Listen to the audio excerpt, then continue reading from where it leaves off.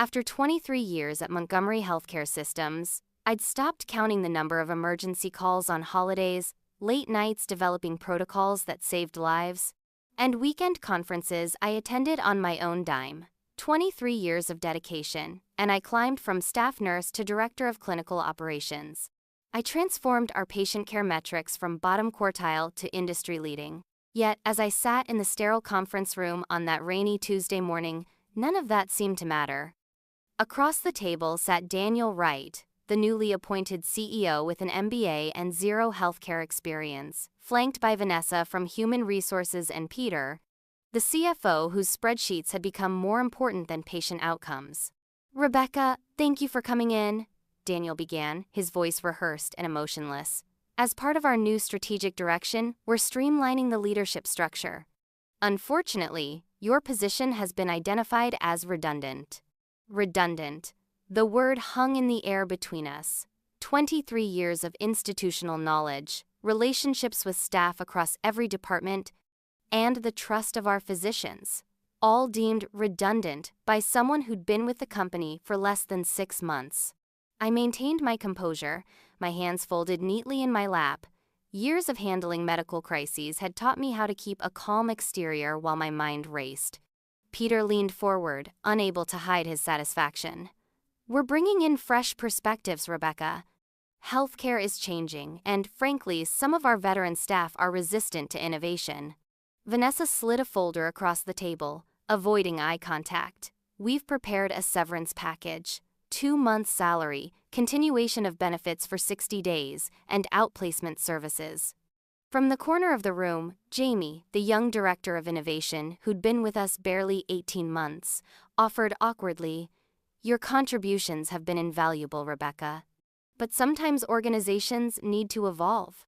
I smiled politely, though my pulse quickened. "I understand. May I have until the end of the week to review the paperwork?" Daniel seemed surprised by my calm acceptance. "Of course. We'll need your badge, laptop, and company phone by Friday at 5. Your team will be informed tomorrow morning." My team. 37 dedicated professionals who looked to me for guidance and protection from exactly this kind of corporate callousness. The thought of leaving them vulnerable hurt more than losing my own position. "Thank you for the opportunity," I said, taking the folder without opening it. Daniel nodded curtly, already checking his watch. Peter didn't bother hiding his smirk, and Vanessa continued her careful study of her notepad. Only Jamie seemed uncomfortable with the proceedings, fidgeting with her pen. What they didn't know was that I had seen this coming. 3 weeks earlier, I'd been accidentally copied on an email chain between Daniel and the board discussing leadership restructuring and removing tenured obstacles. They spoke about me as if my experience was a liability rather than an asset. I walked back to my office, passing the conference room where Daniel's new leadership team was already planning their organizational transformation retreat at a beachside resort. Their excited chatter felt like salt in a fresh wound. In my office, I closed the door and pulled out my personal phone. I sent a text to a number I'd been hesitant to contact. "It's happening. Friday will be my last day." The response came immediately. "I've been waiting for your call. Dinner tonight?" I exhaled slowly. Tonight, I would meet with someone who valued exactly what Daniel and his team had discarded.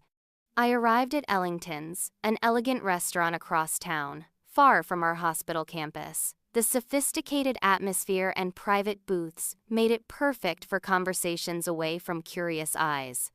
"Rebecca, over here," called a familiar voice. I made my way to a corner booth where Catherine Langford, CEO of Meridian Health Partners, was waiting with a glass of wine already poured for me. "So, they actually went through with it," she said as I sat down. "Just as we anticipated," I replied, taking a grateful sip. Daniel's ego and Peter's obsession with short-term financials made it inevitable. Catherine shook her head.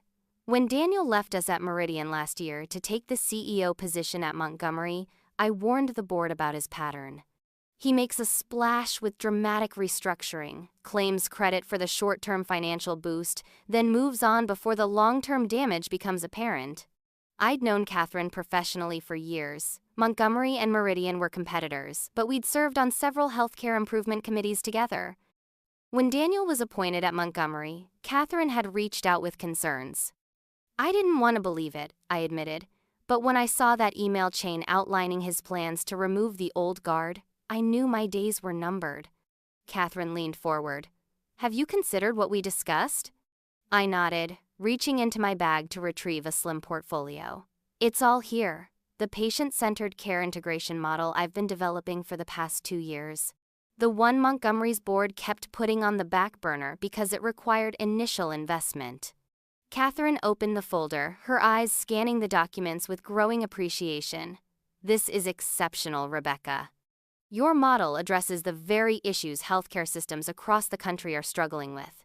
And you developed this entirely on your own time? Nights, weekends, my own resources. I even self-funded a pilot with a small patient group to validate the outcomes. The data speaks for itself. 22% reduction in readmissions, 31% improvement in patient satisfaction, and significant cost savings once fully implemented. Catherine closed the portfolio with a decisive snap. Meridian is ready to implement this immediately. Full attribution to you as the developer, of course, and we want you to lead it. You're offering me a position? Chief of Patient Experience and Clinical Integration. It's a new role, reporting directly to me. Full autonomy, higher salary than you were making, and a team twice the size of your current one. I felt a weight lifting from my shoulders. What about my team at Montgomery? Catherine smiled. We have room for the best of them. You know who they are. As we clinked glasses, I felt not bitterness but anticipation. Daniel thought Friday marked the end of my career at Montgomery. He had no idea it was only the beginning of something far more significant. Montgomery Health felt different when I arrived the next morning. News travels fast in hospitals, and the worried glances from colleagues confirmed that rumors of my departure were already circulating. I spent the day meticulously organizing transition documents, not because Montgomery deserved it, but because patients and staff did. Every protocol, every contact, every process was documented in perfect detail. Yet without my context and relationships, these would be merely words on paper. Throughout the day, my team members found reasons to stop by my office. Maria, our veteran nurse manager, closed the door behind her. Is it true? She asked directly. I nodded. Friday is my last day. Her face fell. What are we supposed to do without you? Daniel and his team don't understand how things actually work here. They've never even done rounds with the physicians. Check your personal email tonight, I said quietly. She raised an eyebrow but nodded before leaving. By afternoon, Vanessa from HR appeared with exit paperwork and a non-compete agreement. Standard procedure, she explained, sliding the document across my desk. I reviewed it carefully before signing. I understand completely. I won't compete with Montgomery within the terms specified. The agreement prohibited me from taking a similar position at a competing hospital within 30 miles. Meridian's main campus was 32 miles away. Vanessa seemed relieved to have the formality completed without drama. She was halfway out the door when Daniel appeared. Rebecca, getting all your affairs in order? He asked with forced casualness. Everything will be properly transitioned, I assured him. Great! No hard feelings, I hope. Sometimes we need to make room for new growth. You understand? I smiled politely. I understand perfectly. Good. Maybe enjoy some time off? Travel a bit? I hear Florida is nice this time of year. Actually, I've already accepted a new position, I said quietly. I start on Monday. Daniel seemed momentarily thrown off balance. Oh? Well, good for you. Something local? His concern was transparent. He was thinking about the non-compete. Something perfect, I replied, offering nothing more. He nodded awkwardly and left. I continued packing my personal items, knowing that Monday would arrive quickly. Friday came with a strange sense of finality. I handed over my badge, laptop, and phone to Vanessa, who conducted my exit interview with mechanical efficiency. Will you be available if the team has transition questions? She asked, not meeting my eyes. I've documented everything thoroughly, I replied, but I'll be quite busy with my new role starting Monday. As I walked out of Montgomery Health for the last time, carrying a small box of personal belongings, I felt a surprising sense of lightness.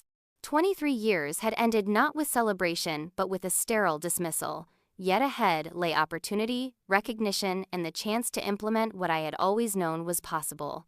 I spent the weekend finalizing preparations and sending detailed messages to key members of my Montgomery team. By Sunday evening, everything was in place. Monday morning dawned clear and bright. I dressed in my best suit, feeling energized in a way I hadn't in years. As I drove to Meridian's campus, my phone began buzzing with notifications. The press release had gone live. Meridian Health Partners announces Rebecca Taylor as Chief of Patient Experience and Clinical Integration. Pioneering care model promises to transform patient outcomes. The release detailed my background, my development of the integrated care model, and Meridian's commitment to implementing it system-wide. More importantly, it emphasized that this model had been developed independently, on my own time, and with my own resources. As I parked at Meridian, my phone lit up with a text from Maria. "OMG, Daniel just called an emergency leadership meeting. Your name is being mentioned a lot." I smiled as I walked into my new office, larger, with a window overlooking a healing garden, and already set up with everything I needed. Catherine met me at the door. "The announcement is making waves," she said with satisfaction. "3 physician groups have already called, asking if this means you're bringing your care coordination model here." "This is just the beginning," I replied. By mid-morning, social media was buzzing with the news. Healthcare blogs were analyzing the potential impact of my patient care model. But the most satisfying messages were from my former team at Montgomery. "Maria, the board is questioning Daniel about why your model wasn't implemented at Montgomery. He's blaming budget constraints." "Jamie, they're scrambling to understand your transition documents. No one knows where to find half the information." By noon, my phone rang with a number I recognized immediately. Montgomery's main line. "Rebecca Taylor speaking," I answered calmly. "Rebecca, it's Daniel." His voice lacked its usual confidence. "I think there's been a misunderstanding. We should discuss your project." My independently developed patient care model? The one I presented to the board 3 times over the past 2 years? The one you described as too ambitious just last month? "Yes. Well, situations change. We'd like to discuss implementation options." "I'm afraid that won't be possible, Daniel. Meridian has exclusive rights now." "But surely we can negotiate a licensing arrangement." "That would be a question for Meridian's legal team. And for your board, of course. I understand they have some questions about why this model wasn't implemented at Montgomery when you had the opportunity." The line went quiet for a moment. "This isn't how colleagues should treat each other, Rebecca." "I couldn't agree more, Daniel. Have a good day." By the end of the day, 7 members of my former team had contacted me about positions at Meridian. Catherine had already approved the additional headcount, anticipating this very scenario.